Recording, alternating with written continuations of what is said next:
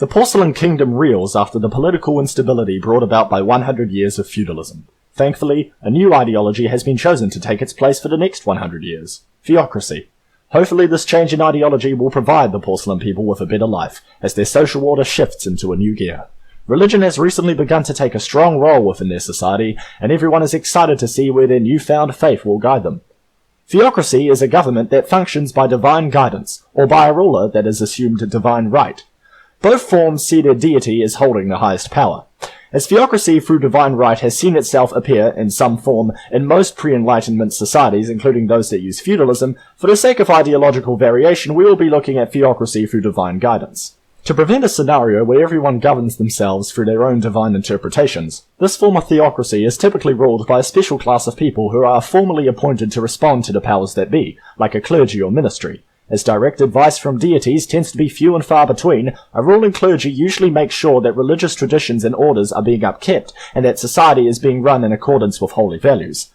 Theocracy, when executed properly, can allow for a remarkably stable relationship between ruler and commoner, as by virtue of faith and spirituality, people will automatically keep themselves in line, and due to the divine ties that the ruling group withholds, there is trust that they will make decisions within the best interests of the powers that be. But this can also prove a drawback to the ideology. Just one bad egg within a clergy can abuse the people's trust for their own gain. Furthermore, the strict adherence to traditionalism through having a population follow a static series of religious codes means that societal progress can be painfully slow without intervention, with the effects only becoming more pronounced as time passes. Like tribalism, a lot of the pizzazz relating to theocracy comes through the quirks of the very religion it covers. Regardless, the timeline ensues. As theocracy is applied, some class shifts ensue. The monarch is thrown off and provided with a role in a clergy composed of former priests. Soldiers now serve on behalf of the clergy, whilst the peasants see their social standing placed in a more fluid state, similar to their lives under tribalism 2 centuries ago. Former nobles must find work now, with most finding administrative roles as power becomes centralized. Life resumes as normal, while the newly formed clergy begins forming a defined religious code that will be passed down orally through subsequent generations.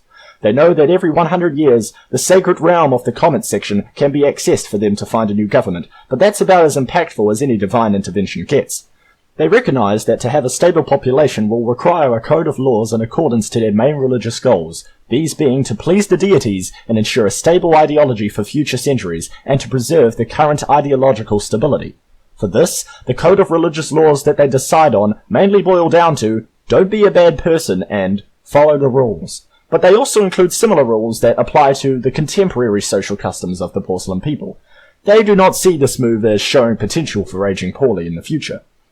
They address these rules to the populace, who happily take them to heart, as they too share faith in the YouTube gods. With that, the porcelain theocracy becomes quite comfortable. Life goes on as normal as the clergy make sure that key values are being followed.